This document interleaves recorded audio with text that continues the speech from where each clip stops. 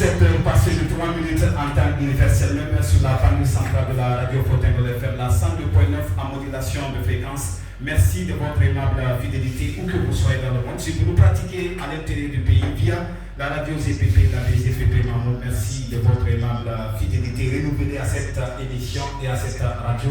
Une émission qui vous parvient de lundi au jeudi grâce aux journalistes de la rédaction politique qui se mobilisent pour analyser, décortiquer l'actualité au plan national sur le continent et dans le reste du monde. En ce jeudi, au compte du dernier numéro de la semaine, mesdames et messieurs, l'actualité, vous le savez, la dominante de l'actualité reste donc la charte de la transition qui a été rendue publique par la junte au pouvoir dirigée par le colonel Mamadi Doumbouya, le commandant des forces spéciales qui ont renversé Alpha Condé le 5 septembre dernier. À cette occasion, le chef de la junte a lancé des consultations avec l'ensemble des forces vives de la nation au palais du peuple de Conakry, histoire de discuter afin de préparer une transition réussie dans notre pays. À côté de cela, demain, le colonel Mamadi Doumbouya prêtera serment pour être installé officiellement dans ses fonctions de président de la transition, sans oublier également d'autres actualités, notamment la visite au niveau des cimetières. Nous reviendrons largement sur tous ces aspects.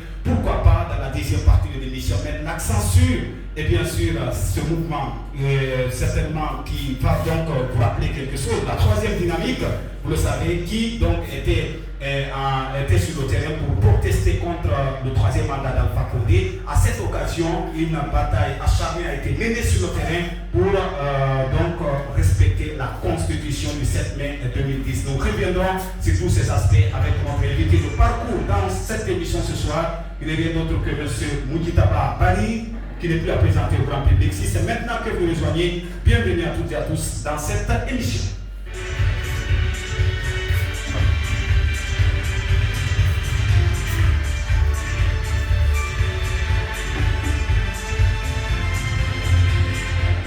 De retour dans ce studio A de la radio Fortengo FM pour démarrer dans cette émission, comme je le disais dans les titres, ce soir nous recevons en tout honneur à tout seigneur M. Mouditaba Bari. Il est l'un des membres fondateurs de la troisième dynamique, en même temps le représentant de FNDC du côté de la Belgique. Donc il fait partie de la diaspora guinéenne qui a donc barré la route Alpha Condé pour l'obtention du troisième mandat. Il a livré donc une bataille dans ce sens. Et cet après-midi, malgré son emploi étant très chargé, nous avons accepté donc, il a accepté de venir répondre à nos questions sans avoir au cœur. Monsieur Mouditaba Bari, bonsoir et bonne arrivée dans cette émission. Bonsoir et bonsoir à tous les auditeurs de la grande radio de Fortengo. Oui, quelques soucis avec le micro de M. Mouditaba. On ne sait pas trop, est-ce que le micro a été activé? Et voilà, si le micro donc a été activé, le micro. Et bien sûr de M. Mouditaba, vous allez voir Adama Bari, si son micro, vérifiez justement Adama Baldé, si le micro de M. Mouditaba est activé. Avant justement de passer justement à l'interview tout de suite, à moins qu'on va revenir donc, je crois bien à la technique, avec bien sûr Mawa. Et bien avancé là, puisqu'il y a quand même quelques embouteillages, disons comme ça ce soir à la technique, on ne sait pas trop qu'est-ce qui se passe. Mais bon, ce n'est qu'une partie remise, tout va rentrer en ordre dans les minutes qui vont suivre ici pour pouvoir quand même tenir en haleine nos auditeurs jusqu'au porte de 18h dans cette émission. Adama Baldé, bonsoir. Bonsoir Mamadouri, bonsoir à tous. Voilà, on y va avec l'actualité comme prévu déjà. Et je pense bien demain, il est prévu que le colonel Mamadi Doumbouya prenne serment. Je pense que c'est une information qui nous est parvenue dans la soirée d'hier. Moi personnellement, c'est hier que j'ai appris la nouvelle. La démarche, je pense qu'elle est très bien. Si toutefois, il parvient aujourd'hui à prendre les destinées de ce pays. Même si sur le plan juridique, il y a beaucoup de soucis. Oui, il y a beaucoup de suivi. Et quand même, les juristes, les constitutionnalistes de notre pays, quand même, qui ont mis un bémol par rapport justement à cette exigence. Je pense du moment où la Constitution est dissoute, l'Assemblée, la Constitution est dissoute, le gouvernement est dissous, il n'y a plus maintenant raison de continuer à parler de côté juridique. Est-ce que c'est légal ou pas? Je pense du moment où rien n'existe pour le moment, nous partons du zéro. En fait, je vais dire pas mal. Dans une période d'exception. Exactement. Donc là, dans ce sens, moi je pense qu'il n'y a aucun problème. On peut le laisser aller dans ce sens. Il va aller nécessairement et voir ce qui va suivre dans les jours à venir. D'accord, on va vous laisser aller pour voir un peu ce qui va advenir après le mot de notre ami Adama Bandé. Nous allons revoir le micro de M. Mouditaba Bari. Bonsoir, M. Mouditaba. Oui, bonsoir. Quelques soucis, on va changer donc cette fois-ci des câbles du micro pour permettre à M. Mouditaba de parler dans cette émission. Bonsoir, M. Mouditaba. Oui, bonsoir. Bonne arrivée dans cette émission. Merci. Eh bien, je disais tout à l'heure dans les titres que vous êtes un acteur important du FNDC, le Front National pour la Défense de la Constitution, en même temps l'un des membres fondateurs de la troisième dynamique dans notre pays. Alors, avant de rentrer dans le vif du sujet, M. Mouditaba, vous avez quand même suivi les événements du 5 septembre dernier avec l'arrestation d'Alpha Condé par le commandant par des forces spéciales dirigées par le lieutenant-colonel Mamadi Doumbouya. D'abord, une première capture par rapport à cette situation, la prise du pouvoir par l'armée le 5 décembre dernier. Et merci beaucoup, merci de m'avoir invité, de donner l'opportunité de m'exprimer dans votre radio. Et déjà, vous savez que la troisième dynamique, nous avons mené beaucoup de combats contre la dictature de M. Alpha Condé. Donc, le colonel Doumbouya est venu juste parachever ce que nous avons commencé depuis des années. Et il faut vraiment le féliciter, le remercier, parce qu'il a répondu à l'appel du peuple, aux patriotes qui ont mené le combat contre le troisième mandat de M. Alpha Condé. Mais nous ne sommes pas étonnés parce qu'on avait compris, on avait déjà alerté le peuple de Guinée que M. Alpha Condé veut nous envoyer au chaos. Heureusement que c'est les patriotes qui ont pris le pouvoir et le reste de la population a compris. Si vous avez remarqué, il n'y a pas eu de résistance, nulle part, même dans les fiefs du président de l'ancien président Alpha Condé. Personne n'a résisté dans l'armée, il n'y a pas eu de résistance. Et plutôt le peuple a acclamé les nouvelles autorités. Donc la troisième dynamique salue l'acte qui s'est passé le 5 septembre dans notre pays. Et c'est à cause de ça même que personnellement je me suis déplacé pour venir remercier les autorités et se mettre à la disposition des autorités pour essayer d'aller vers une alternance pacifique. Voilà, et démocratique. Voilà, démocratique surtout. Oui, mais M. Mouditaba, c'est quand même important de mettre l'accent sur la triste fin d'Alpha Condé. Quand vous avez vu les premières images du président Alpha arrêté avec une chemise déboutonnée, pieds nus, assis sur un canapé, quelle a été votre réaction, vous en tant qu'activiste, n'est-ce pas, de la société civile? Honnêtement, on ne voulait pas voir ça dans notre pays. On voulait quand même que M. Alpha Condé sorte par la grande porte de tout le combat qu'il a mené, 40 ans de lutte politique dans l'opposition. Mais il n'y a pas ce qu'on n'a pas dit à M. Alpha Condé. Et de laisser la place, même à la nouvelle génération s'il veut, parce qu'il s'est toujours attaqué aux les anciens premiers ministres et tout. Et quand nous avons mis la troisième dynamique en place, c'était pour le règlement de la classe politique. Mais Alpha Condé n'a pas accepté de quitter le pouvoir et laisser la place à la nouvelle génération. Donc il fallait travailler avec tous les autres partis politiques, au même pour obtenir la tenance. Donc c'est dans ce cadre qu'on a créé la NAT, on va venir sur ça. Mais honnêtement, M. Alpha Condé est sorti par la petite porte. Mais bon, je souhaite qu'il peut peut-être se racheter encore, parce que vous savez, les Guinéens ne sont pas méchants, c'est comme ça, et il n'y a pas trop de haine ici. C'est vrai que son système avait instauré la haine entre les pays, la division et tout, mais il peut encore se racheter, et il suffit de faire des déclarations, les biens qu'il a logés dans les banques à l'international, qu'il amène ça ici à Guinée. Je pense que le peuple de Guinée va oublier et va le remercier. Et nous allons nous déplacer pour aller le saluer en tant qu'ancien président, pour moraliser et tout. Donc il n'y a pas de haine. On demande à tout le peuple de Guinée de se donner les mains, d'oublier de passer et construire une nouvelle Guinée. Oui, construire une nouvelle Guinée. Les mots de notre ami, de notre invité plutôt, M. Mouditaba Bari, voilà l'un des membres fondateurs de la troisième dynamique, une structure qui, donc, vous le savez très bien, a déployé toutes ses forces sur le terrain pour empêcher le troisième mandat d'Alpha Condé. Alors, M. Mouditaba, quand vous avez suivi la prise du pouvoir par l'armée, notamment le colonel Mamadi Doumbouya, avec son premier discours sur les antennes de la RTJ, quelle a été votre réaction quand M. Doumbouya parle de l'instrumentalisation de la justice, l'état de route, la gabegie financière et la division ethnique dans notre pays? Qu'est-ce que cela veut dire? Bon, c'est pas nouveau, hein. On a toujours entendu le discours de Haïti et puis c'est vraiment une triste réalité. Donc, vous avez suivi les arrestations arbitraires des opposants et vous avez suivi la justice, le comportement de la justice guinéenne et voilà, et le 2 poids 2 mesures surtout. Il y avait des Guinéens qui étaient là, qui étaient autorisés à dire n'importe quoi sur les médias, sur les réseaux sociaux, mais d'autres étaient privés. Donc, si vous avez marqué un moment, même la Ligue était affaiblie parce qu'il y avait trop d'arrestations, voilà, des menaces et tout, et avec quelques petites combines aussi à l'intérieur bien FNDC parce qu'il y avait eu d'autres qui étaient manipulés. Mais là, la justice, bon, tout le monde connaît, c'est une réalité. On a vu réussir ensemble l'instrumentalisation du service de justice. Et quand il a reçu les magistrats au palais, les magistrats ont reconnu cette face du monde. Donc il fallait quand même s'attendre à ça. Que celui qui va venir au pouvoir allait vraiment éradiquer ce système s'il veut vraiment travailler avec tout le peuple de Guinée, tous les patriotes. Donc le discours ne nous a pas étonné. Encore une fois, il faut juste remercier l'armée républicaine. Ouais, il faut remercier l'armée républicaine. On va aller, je crois bien, avec le micro de notre ami M. Pacté dans cette émission, parce que M. Pacté voudrait bien participer à cette émission.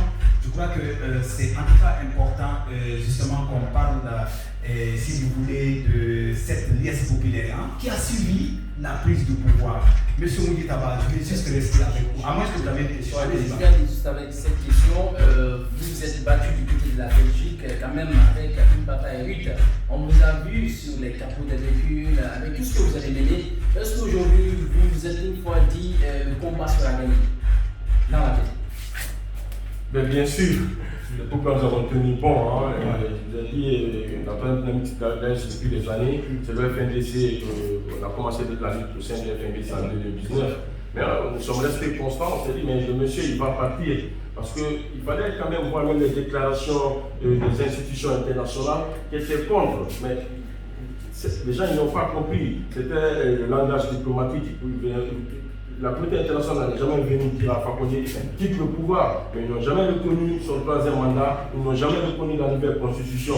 Donc il fallait vraiment penser à l'impact de cela sur le terrain et Alpha Condé ne pouvait pas finir son mandat. C'est trois mandats. Vous avez remarqué quand ils sont venus au début, eux-mêmes, ils étaient tellement paniqués, ils ont commencé à casser les maisons partout, augmenter le prix du carburant, le prix des appels téléphoniques, fermer les frontières. Donc la panique était là, donc ils ne maîtrisaient plus rien. Vous avez vu quand le Premier ministre est passé à l'Assemblée pour dire qu'ils ne savent pas qui a donné la décision au gouvernorat ou bien au ministère de l'aménagement de détruire les maisons. On sent qu'il y avait vraiment un peu de désordre qui était là, mais les gens ont été prévenus à l'avance. Tout le monde a été prévenu à l'avance, mais ils sont enquêtés, ils ont dit forcément M. Alpha Condé comme s'il était le seul Guinéen ou bien le seul capable même de dire. Même au sein du RPG, nous avons fait des propositions comme ça au RPG. Alpha Condé de venir dire qu'il n'est pas candidat en 2020 et il va soutenir un candidat au sein de son parti. Tout ça, ils ont refusé et voilà maintenant les résultats. C'est dommage, mais il fallait vraiment s'attendre que M. Alpha Condé n'allait pas faire même les 2 ans.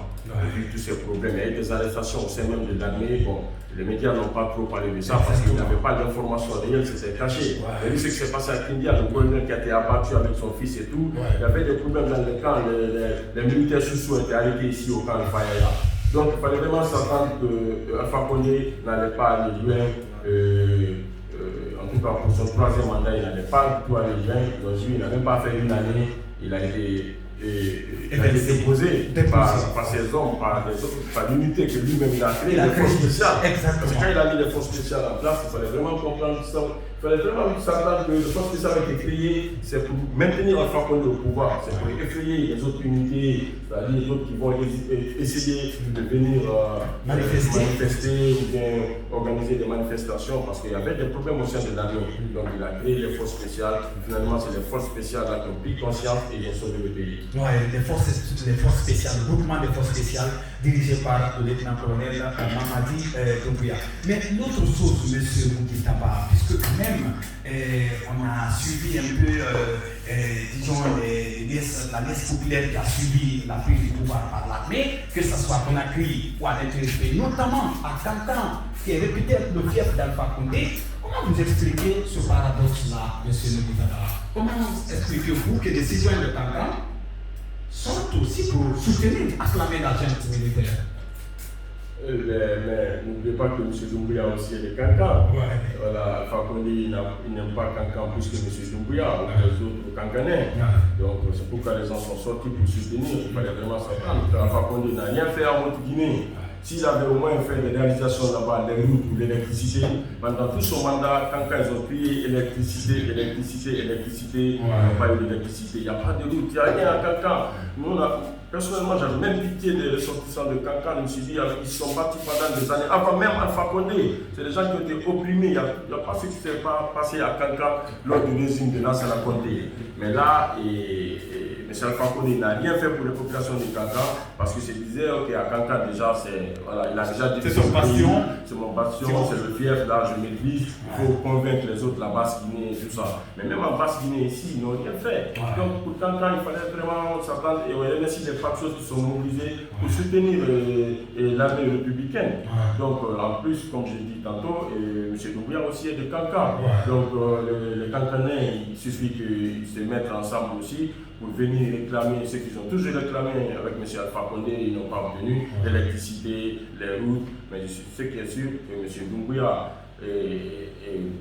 va jusqu'au bout de sa mission, parce que sa mission c'est de retour à l'ordre constitutionnel. C'est ça la transition.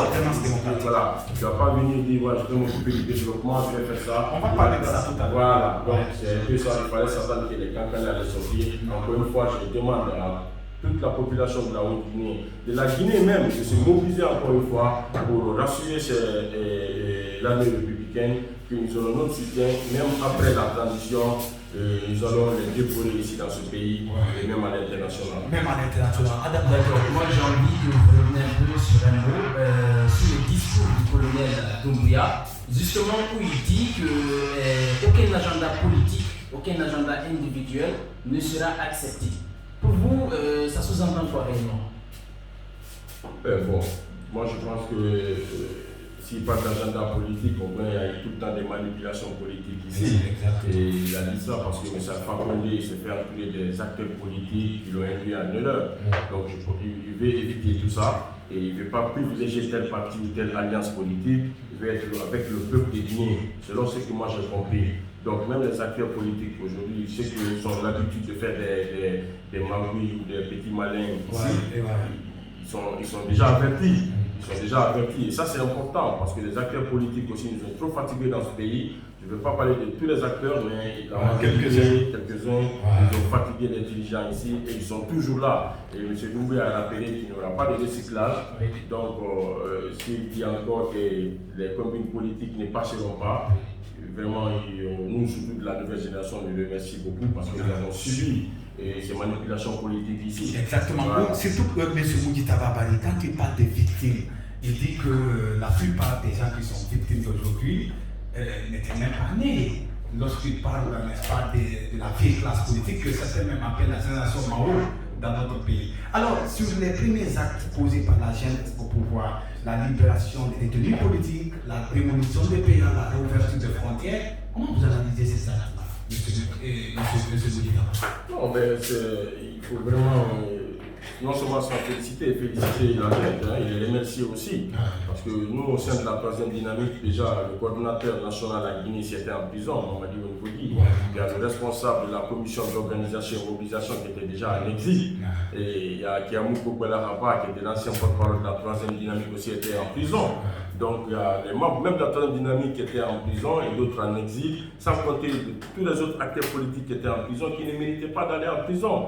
Parce que ces gens, ils ne sont pas armés, et c'est juste pour leur opinion, ils sont opposés contre le troisième mandat. Vous pouvez revenir sur tous les discours, aucun acteur politique n'a demandé au peuple de Guinée de prendre des armes contre la dictature d'Alpha Condé, ou contre M. Alpha Condé, ou contre les partisans de M. Alpha Condé. Donc si M. Mamadi Doumbouya a libéré les prisonniers politiques, je pense que c'est des actes à saluer. Il a posé déjà beaucoup d'actes et tous les actes qu'il a posés là, il faut vraiment, comme vous avez dit tantôt, il est allé à la cimetière de Bambeto, il est allé à Sekouna, tout ça là, donc je pense que c'est tout ce qu'il a fait. c'est le début. Peut-être qu'on va continuer parce que vous avez des revendications. Certains disent non, pourquoi il n'est pas allé à zéro collé. La baisse du prix du carburant. Il faut juste commencer. La baisse du prix du carburant, ça c'est du non-commun. Il faut vraiment. C'est jamais vu. Ça n'a jamais vu en Guinée. On n'a jamais augmenté le prix du carburant en Guinée et puis qu'on revient à la baisse. Jamais. Donc, ça vraiment, on a compris que le monsieur a une très bonne intention. Ça nous, le peuple de Guinée, de l'encourager pour ne pas qu'il soit aussi. Manipuler ou manipuler, je ne sais pas comment appeler, quel mot il faut placer là, mais il faut vraiment le soutenir pour ne pas qu'il soit embobiné par les partis politiques ou les acteurs politiques, certains qui ont l'habitude de manipuler les dirigeants. Aujourd'hui, on parle exactement des gens qui vont quand même appartenir au futur gouvernement de la transition. Vous êtes là, vous personnellement, avec votre mouvement, et si on vous appelait de participer, est-ce que allez-vous appartenir au parti? Gouvernement de transition. Personnellement, je ne suis pas venu ici pour ça, mais nous avons quand même dit que nous sommes à la disposition de l'armée républicaine pour des propositions. Mais il y a certains membres de la troisième dynamique qui sont vraiment intéressés, donc nous allons les appuyer aussi pour appartenir au gouvernement, au CND, toutes les institutions qui seront mises en place. Il y a des membres de la troisième dynamique, la compétence et tout, qui sont prêts à aller. Donc moi je ne suis pas venu pour ça, d'ailleurs je voulais tellement venir à la Guinée, je viens souvent. Mais avec la lutte contre le troisième mandat, on s'est dit qu'il ne fallait pas venir. J'étais ciblé même. J'étais ciblé, j'ai reçu l'appel des responsables du FNDC ici qui m'ont dit Moudi Taba, ton nom est sur la liste, il ne faut pas venir ici maintenant.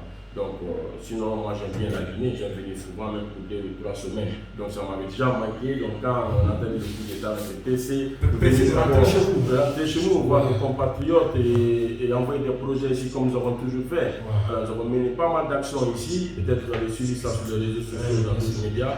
Et donc, on va continuer à le faire maintenant avec le CNRD, de soutenir et la troisième dynamique est à la disposition du peuple et en même temps du CNRD. Est-ce que vous avez rédigé votre mémo?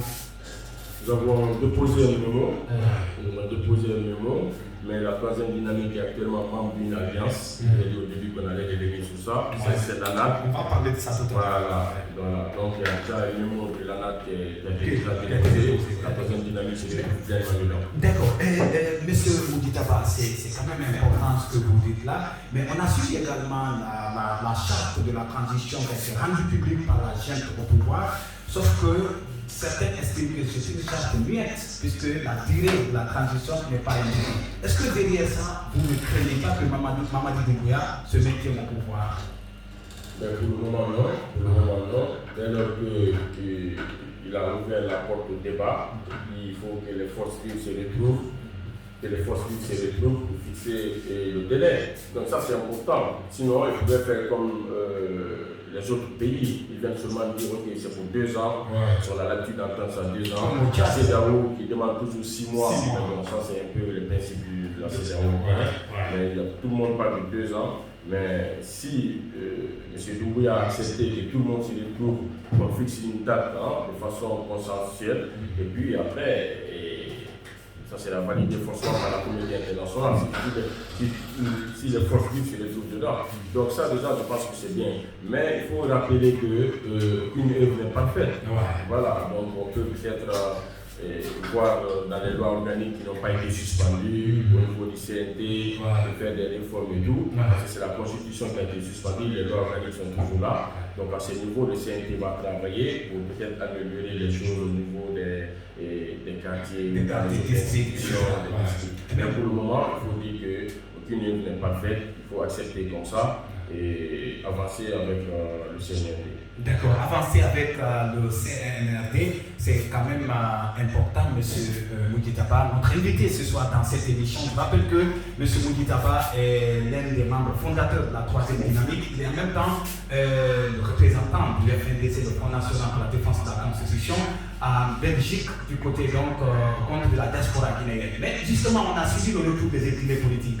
Vos collègues, les Ibrahim Diallo, Siko Koundounou et vous-même, vous êtes rentrés dans le pays. Et aujourd'hui, voilà, certains d'entre eux ont repris les activités. Est-ce que pour vous, la page Alpha Condé est définitivement tournée dans notre pays? Ah oui, la page Alpha Condé est définitivement Mais ça c'est quoi? Ça c'est fini, il n'y a même pas de commentaire, tout ça, c'est fini. D'accord. Ça c'est fini. Voilà, et vous avez vu même la communauté internationale, là, ils ont juste demandé sa libération et tout. Les militants même, les RPZ, ils n'ont jamais demandé qu'Alpha Condé revienne au pouvoir. Ils ont juste demandé sa libération. La place d'Alpha Condé, personne ne va accepter qu'Alpha Condé revienne, quelle qu'en soit la situation. On ne va plus revenir, ça c'est notre comment. D'accord, c'est non comment Mamadou Atamabadi. Moi j'ai deux questions justement. Si la gente dit également que Alpha Condé demeurera en Guinée, pour vous, comment vous analysez? Qu'est-ce que ça sous-entend? Ça s'entend quoi? Est-ce qu'aujourd'hui vous Est-ce qu'il n'y a pas de crainte juste derrière le fait de... vous savez quand même Alpha Condé, c'est un grand politicien. C'est un ancien président. C'est un ancien président. Le fait de le laisser partir, est-ce qu'il n'y a pas de crainte derrière? Oui, justement. Et surtout le fait de le retenir en Guinée. Ouais. Est-ce que pour vous, il faut le mettre au compte de la justice? Alpha Condé doit répondre à la justice. D'abord, la justice guinéenne ici. Ouais. Ça, il doit répondre à la justice. Maintenant, et après, s'il veut aller là où il veut, il n'y a aucun problème pour ça, on n'a pas de problème, il peut rester là où il veut. Mais il va répondre à la justice ici. Il y a déjà le FNDC qui a déposé une plainte au niveau de la CPI. Donc moi j'étais là-bas, j'ai pris l'équipe de son allés, ils ont même manifesté devant la Cour pénale internationale. Donc s'il est appelé aussi par la Cour pénale internationale, il va répondre. Mais nous, ce qui nous concerne d'abord, c'est la Guinée. Mais après, il va répondre aussi, il a commis des crimes. On ne peut pas laisser des choses comme ça impunies, vu ce qui s'est passé dans ce pays. Mais après, il est libre d'aller là où il veut, mais il ne représente plus un danger pour nous. D'accord. Voilà. Maintenant, M. Boudjeta Baya aussi ressort quand même des anciens collaborateurs d'Alpha Condé. Je vais parler de cette équipe sortante dirigée par l'ex-premier ministre, l'ancien premier ministre Dr. Ibrahima Kassory Fofana. Aujourd'hui, ils ont déposé leur passeport et ils sont interdits de quitter le territoire national. Est-ce que pour vous c'est suffisant au regard un peu de ce qui s'est passé au compte du troisième mandat? Est-ce que c'est suffisant? Pour le moment, c'est suffisant parce qu'il faut laisser la justice faire son travail. Voilà, et M. Doumbouya, il a dit qu'il n'y aura pas de règlement de compte. Donc, ce n'est pas la peine de venir arrêter des gens, n'importe quoi. Il faut laisser la justice faire son travail. Peut-être après qu'il va mettre l'équipe gouvernementale en place, le ministre de la Justice, il va se charger de ça avec les magistrats et les parquets et tout. Donc il faut qu'ils répondent, ils vont répondre. Ça c'est le travail de la justice. Mais les actes qu'il a posés pour ne pas qu'il quitte le pays, déjà c'est très bien. Ça nous permet non seulement de les avoir quand la justice a besoin d'eux, et en même temps, les biens qu'ils ont créés dans ce pays.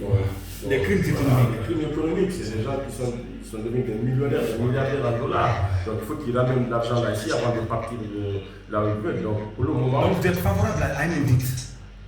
À des audits? Mais il le faut. Il le faut.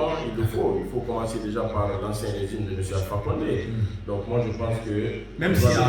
Boudjeta Baya, à ce niveau quand même, il y a certains qui ont tenté de nuancer pour dire que l'audit, si on doit faire des audits, on doit organiser des audits, on doit commencer depuis 1980 à la prise du pouvoir par le général Lansana Conté en 1985 jusqu'à je pense que nous devons être réalistes quand même. Voilà, il faut être réaliste, on ne va pas parler depuis 1985, moi je suis né en 1986. Donc je pense qu'on va commencer d'abord par le régime de Alpha Condé. Il y a des résultats, des études qui existent déjà. Exactement, qui n'ont pas été publiés. Donc il faut prendre ces résultats, les mettre à jour, et s'il faut encore inviter les anciens qui ont travaillé avec l'ancien Condé à la justice. Ça, c'est la justice qui va s'occuper de ça. Il faut vraiment donner le plein pouvoir à la justice. Est-ce que vous y croyez à la justice? Est-ce que vous y croyez à notre justice, M. Boudjeta Baya? Parce que vous avez suivi les magistrats qui sont allés se prosterner devant Mamadou Doumbouya. La justice, c'est un système. C'est un système. Une fois que le système est éradiqué, le système est passé, les magistrats eux-mêmes vont prendre conscience. Dans leur discours, on a compris ça que voilà, eux-mêmes. Certains magistrats, il faut comprendre. Vous savez, c'est le système. En Afrique, ici, c'est pas comme en Europe, par exemple, ou dans les autres pays. Si vous n'êtes pas avec le système, on vous met à l'écart. Et c'est des pères de famille aussi. Il y a d'autres qui veulent vivre. Il y a certains qui veulent être vraiment dignes, même s'ils n'ont rien. Mais ce n'est pas tout le monde qui peut serrer la ceinture comme ça. Tu as des parents, tu as des enfants, il faut les nourrir. Et c'est pas facile. Bon, si tu as ta maison ou bien tu as déjà réalisé beaucoup de choses, tu peux comprendre. Les gens ils sont dans les locations et tout ça, il faut payer, sinon tu vas te retrouver dehors.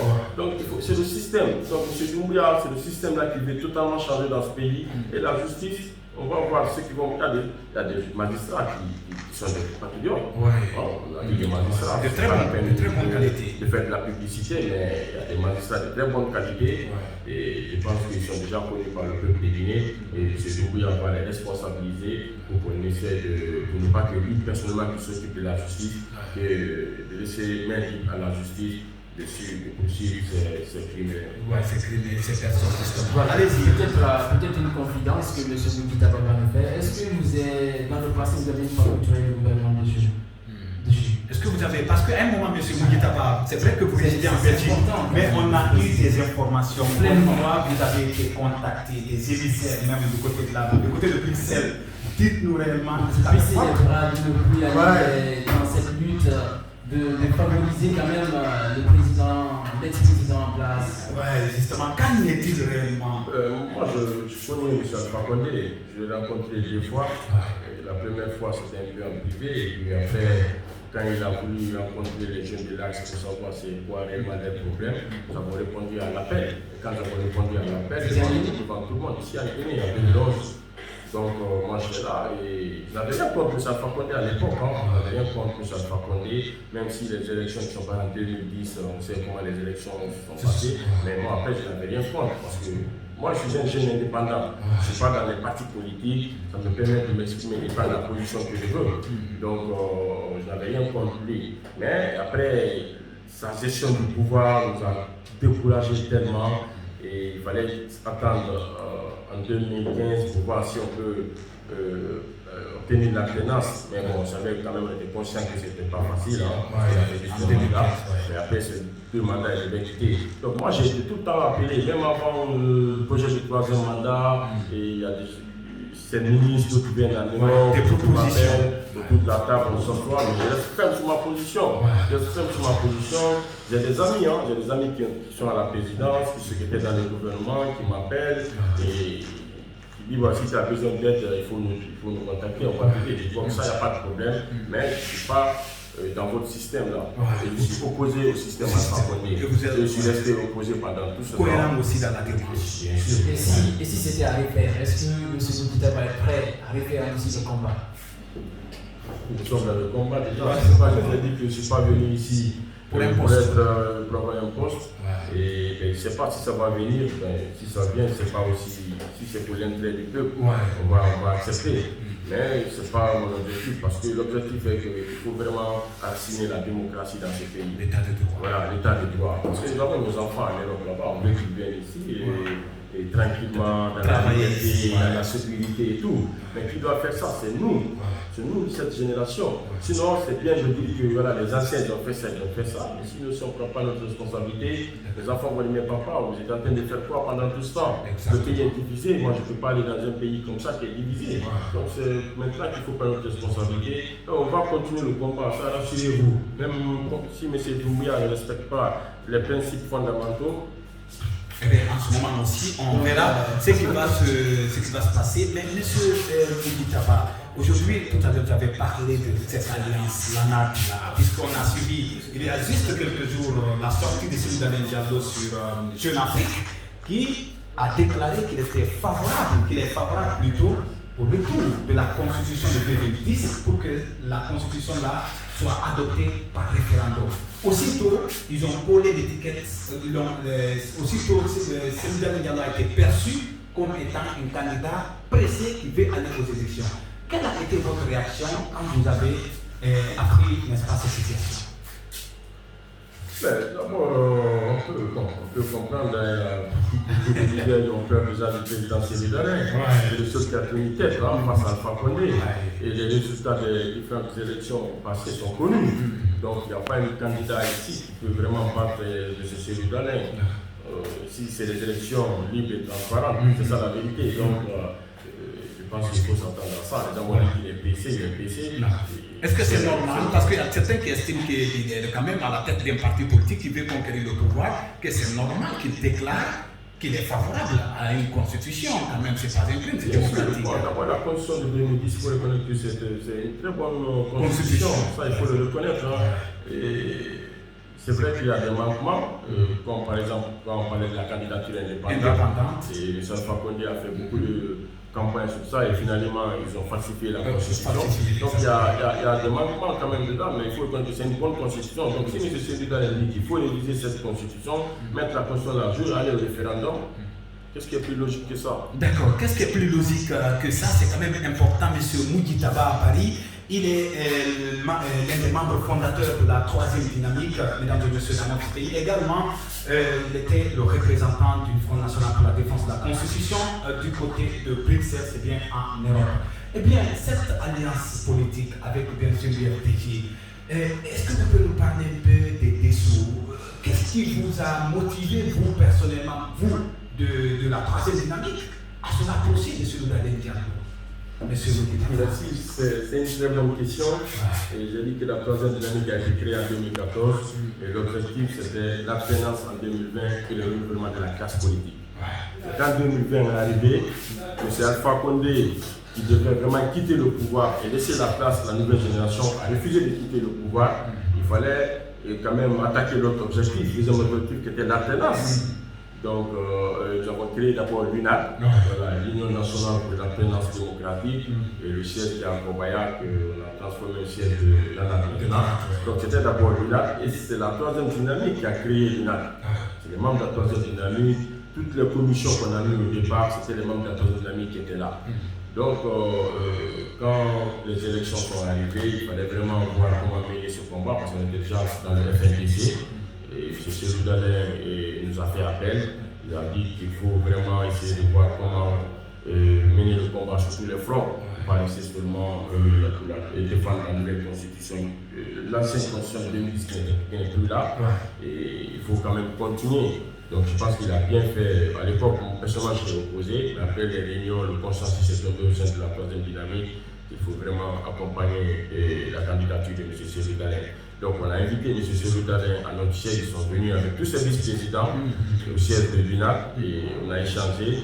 Donc il était question que M. Séloudalin appelle les autres alliés et nous aussi on appelle les amis, les autres membres de la troisième dynamique et de l'UNAD pour essayer de se mettre ensemble. Mais c'est après qu'on a vu avec les partis politiques, vous savez, il y a le complexe là en Guinée, les gens, s'ils ne veulent pas rejoindre des mouvements ou des structures qu'eux-mêmes n'ont pas créés, ils n'ont pas participé à la création. Donc on a accepté, on a juste enlevé. Et au lieu de union, on a mis alliance, alliance nationale pour l'alternance démocratique, pour accepter les autres partis politiques qui étaient là, les partis de Diabati Doré, les partis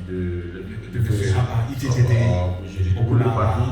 Non, j'ai déjà été dans l'UNAD, donc il y a certains partis qui n'étaient pas là-bas, comme l'UFDG, le PRP et d'autres partis politiques. Donc on a accepté de prendre le nom ANAD et on a gardé le même siège. Donc c'est pourquoi nous sommes venus dans l'alliance pour soutenir la candidature de M. Séloudalin. Donc après les élections, vous avez vu qu'au lieu de l'alliance électorale, on crée une alliance politique. L'alliance politique, c'est qui a fait mal le pouvoir en place. Voilà, c'est pour continuer la lutte pour l'alternance démocratique. La région forestière surtout, parce que tous les ténors et les leaders de la région étaient déjà membres de l'UNAD d'abord. Donc après l'ANAD, c'est pourquoi M. Séloudalin tient beaucoup à l'ANAD, parce que il faut dire que c'est la réalité du pays. Le Bhoutan déjà, il a la majorité, s'il a la forêt, il passe, parce qu'on ne peut lui battre, c'est ça la réalité. Donc il tient beaucoup à l'ANAD et il respecte beaucoup. Et si vous avez remarqué, même la charte de l'ANAD, en première position, c'est la troisième dynamique qui est écrite. Quand vous venez au siège ici, vous allez voir la liste. Premier, c'est la troisième dynamique. Voilà. Même les photos, les banderoles, vous avez vu les banderoles de la conférence. On a vu suivi tout ça. Voilà. Vous avez vu, c'est ma photo qui est en première position. Exactement. Je suis le porte-parole de la troisième dynamique, le leader de la troisième dynamique. Donc, avec tous ces respects et considérations, et l'objectif est là. Je pense qu'il faut vraiment continuer à soutenir moi, je voudrais bien que vous nous éclairez les choses de façon aussi plus visible. Est-ce qu'à date, votre mouvement juridiquement est bien installé de façon juridique? Est-ce que des antennes existent à l'intérieur du pays? Les antennes existent presque partout. La troisième dynamique est un mouvement qui est bien structuré et ici à l'international. La troisième dynamique, c'est une coalition de plusieurs associations qui sont déjà agréées. Comme ANAD, il n'y a pas il n'y a pas d'agrément pour la DAC. Quand une force dit qu'il n'y a pas d'agrément, quand on était coalition, c'est comme ça. C'est les entités membres déjà qui sont agréées et les lois les autorisent de se mettre en coordination, en collectif pour avancer des objectifs bien visés. Pour des objectifs bien visés, notre invité exceptionnel, ce soit notre invité de prestige, M. Moukitaba Bali, il est l'un des membres fondateurs de la 3e dynamique, en même temps membre du Front National pour la Défense de la Constitution, le FNDC, même si aujourd'hui quelqu'un estime que le FNDC doit disparaître parce que déjà, le combat et l'objectif est atteint, Alpha Condé donc a été évincé du pouvoir. Mais justement, M. Moukitaba, il y a quand même aujourd'hui ce débat qui fait rage dans la cité, le renouvellement de la classe politique. Est-ce que vous qui soutenez Cellou Diallo, est-ce que vous ne craignez pas quelque chose dans ce sens? Parce que quand on parle de renouvellement de la classe politique, donc elle part tout de suite de Cellou Diallo, de Sidi Touré et de Lansana Kouyaté. Qu'en dites-vous? Vous savez, les partisans d'Alpha Condé, ils sont toujours là. Ils n'ont jamais aimé les anciens premiers ministres, donc ils cherchent tout, en tout cas, tous les commis et tout ça. Parce que même le colonel Doumbouya l'a dit au palais, il dit beaucoup d'entre vous ici ont été des ministres et des premiers ministres. C'est une réalité, mais il y a le contexte aussi qu'il faut prendre en compte. Sur la 3e dynamique, c'est le premier mouvement qui a commencé ici à parler du renouvellement de la classe politique. C'est en 2009 même que nous avons mis le 3e pont en place à Conakry ici, avec les Dansa, les Marouane. Mais après les élections de 2010, tout le monde est allé soit dans un parti politique et avec la division, et nous nous sommes retrouvés en Europe. Il ne fallait pas continuer avec le même nom, pour ne pas que demain quelqu'un vienne ici dans les radios pour dire non, c'est pas les gars du 3e pont. Donc on a continuer avec le même objectif, on a dit 3e dynamique. Donc on a toujours parlé de renouvellement de la classe politique, je ne vais pas me répéter, j'ai dit tantôt pourquoi, comment nous sommes venus dans l'Alliance. Alpha Condé a refusé de quitter le pouvoir et laisser la place à la nouvelle génération. Donc moi je pense que le renouvellement de la classe politique, il faut vraiment... Il faut accepter le débat. Moi, je ne suis pas contre. Il faut accepter le débat là. Mais ça ne doit pas faire l'objet d'une loi quand même. Ça ne doit pas faire l'objet d'une loi qu'on doit mettre dans la loi. Voilà, pour l'excuse. Non. Si les jeunes qui ont créé des partis politiques ou bien des mouvements qui veulent une alternance générationnelle ou renouveler la classe politique, il faut convaincre le peuple. Il faut aller aux élections. Il faut se mobiliser. Donc, il ne faut pas condamner. Moi, ils ont tout à fait raison parce que chaque moment, il faut quand même que les gens profitent du système pour venir avec les initiatives. Il faut accepter le débat. Mais ça ne doit pas faire l'objet d'une loi quand même. On ne doit pas mettre ça dans la Constitution qu'elle ne doit pas être candidat. Elle ne doit pas être candidat. Nous sommes dans une situation d'exception. Il faut faire très attention pour éviter l'exclusion. Ça, c'est important. Parce que c'est Alpha Condé qui avait divisé, qui avait mis dos à dos les Guinéens n'est plus là. On doit profiter de cette occasion pour mettre tout le monde ensemble et pour faire avancer notre pays. C'est le plus important. Oui, voilà. De façon générale, moi je vais demander cette question. Qu'est-ce que vous avez aimé d'Alpha Condé? Vous avez aimé quoi de lui durant tout le temps qu'il a gouverné le pays? Oui, est-ce que pour vous il y a eu un acte positif qu'il a posé? Donc moi j'avais beaucoup de respect pour Alpha Condé, mais tout ce qu'il a fait... parce qu'on parle de Kaleta. Kaleta, oui. Des hôtels à Conakry. Des hôtels, oui. Des hôtels. Il n'était pas venu aussi pour dormir. Il n'était pas venu seulement pour dormir. Vous savez, les hôtels là, il y a les multinationales, il y a les financements extérieurs qui sont dans ce projet. Kaleta, la Chine a mis de combien de millions de dollars, vous savez. Donc c'est pas la Guinée seulement qui a financé ça. Quand on parle de Seraton, même en Belgique, il y a Seraton. Et la Guinée ne gagne rien dedans. C'est des businessmen qui ont mis ça. Vous retenez quoi de lui alors? Pour vous, opposants historiques, 40 ans de quand il était dans l'opposition, ça vraiment il faut saluer. Parce que la lutte qu'il a menée dans l'opposition, il faut vraiment saluer M. Alpha Condé. Il a été mis en prison, et ils ont proposé beaucoup de choses à M. Alpha Condé ici qu'il a refusé. Il est resté constant quand même dans l'opposition. Lorsqu'il est venu, il a fait tout le contraire parce qu'il s'est entouré des gars du système passé, qui l'ont mis dans ça et puis lui il s'est laissé aller. Il ne connaissait pas l'administration et avec son orgueil ici, a beaucoup joué sur lui parce que Alpha Condé c'est un monsieur très orgueilleux, ça a beaucoup joué sur lui donc et moi je ne tiens pas grand chose sur Alpha Condé à part lorsqu'il était dans l'opposition et sa gestion du pouvoir l'exercice du pouvoir nous a démontré que c'est un dictateur pur et dur. Ouais, un dictateur pur et dur. Monsieur Moukitaba, vous qui soutenez, puisque je reviens toujours sur les rapports que vous avez avec l'alliance plutôt politique que vous avez pu signer avec l'UFDG, le principal parti d'opposition en Guinée. Dites-nous aujourd'hui, quelles sont les garanties que aujourd'hui vous pouvez donner au peuple de Guinée, comme quoi si c'est le Diallo est élu président de la République de Guinée, qu'il ne fera pas comme Alpha Condé? D'abord, peut-être que je ne vais pas parler de ça, il faut quand même corriger un peu parce que l'alliance est maintenant l'alliance politique. L'alliance politique, oui. Cellou Dalein n'est pas le candidat maintenant de l'alliance pour le moment. Pour le moment, mais il est le président de l'alliance pour un mandat de 1 an. Okay. Voilà, allez-y, direz bien. Ouais. Donc même demain ou après-demain, peut-être on peut se retrouver autour de la table pour choisir le candidat que l'alliance va soutenir. Ouais. Voilà. Donc là, on va revenir après encore dans l'alliance électorale.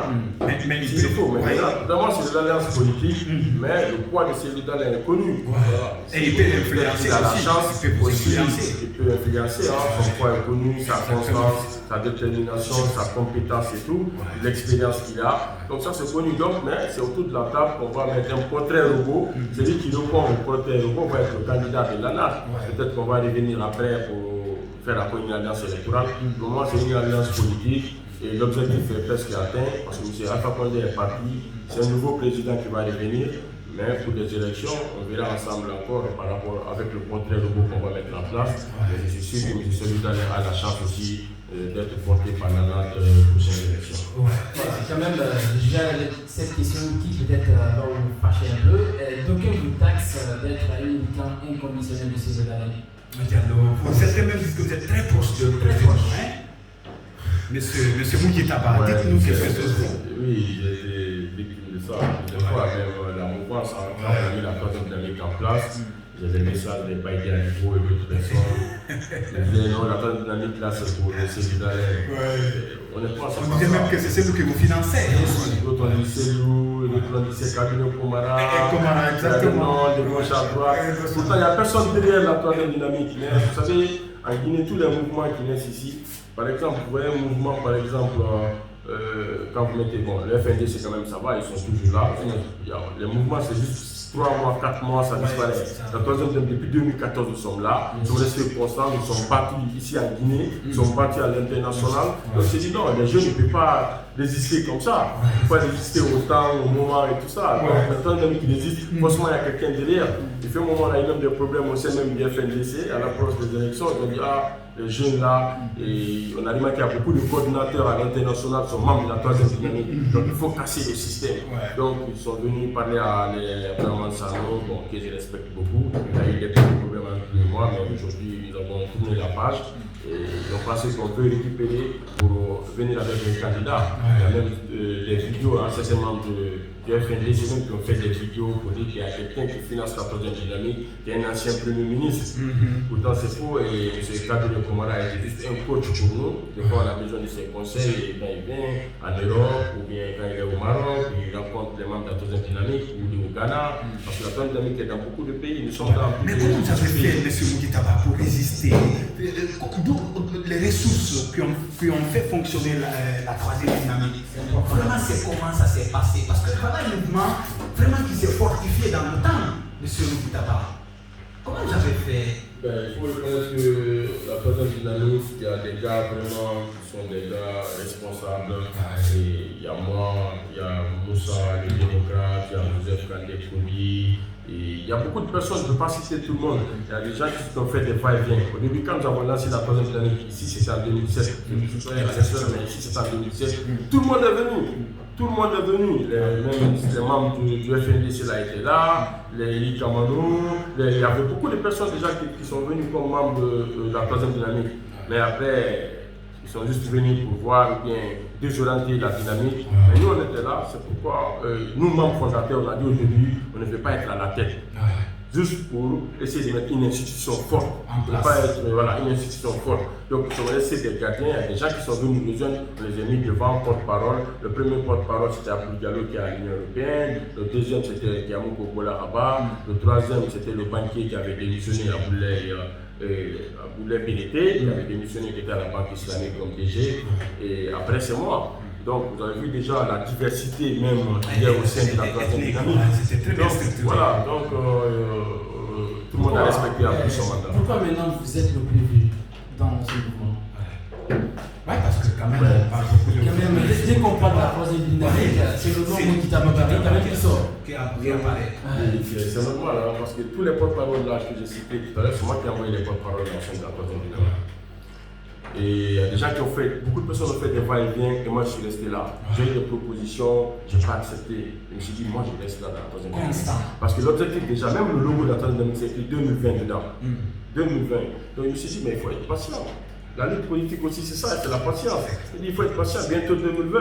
Mais d'autres étaient pressés, ils sont partis dans les partis politiques, et nous sommes restés. Aujourd'hui, ils veulent revenir. On dit, non, attendez, ce n'est pas le moment. Et essayons de rester dans la transition.